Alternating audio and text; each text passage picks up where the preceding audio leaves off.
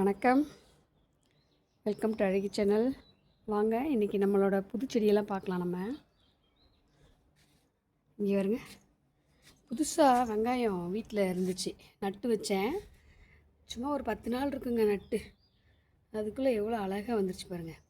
இந்த வெங்காயத்தால் பொரியல் பண்ணால் ரொம்ப நல்லாயிருக்கும், சூப்பராக இருக்கும்.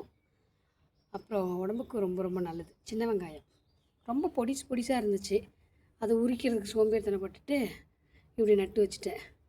அப்புறம் இங்கே பாருங்க, புதுசாக வாங்கிட்டு வந்த செடி 2 பூ பூத்துருச்சு. இது 3ஆவது பூ. இங்கே பாருங்க, இது 4ஆவது பூ பூக்க போகுது.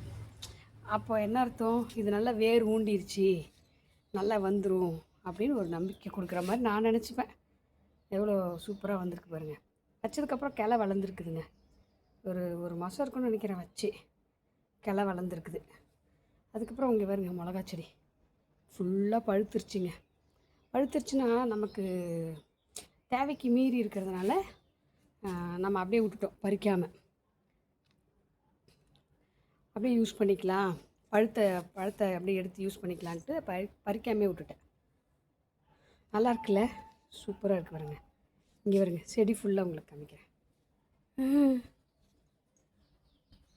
பார்த்தீங்களா, அழகாக படுத்துருக்கு பாருங்க.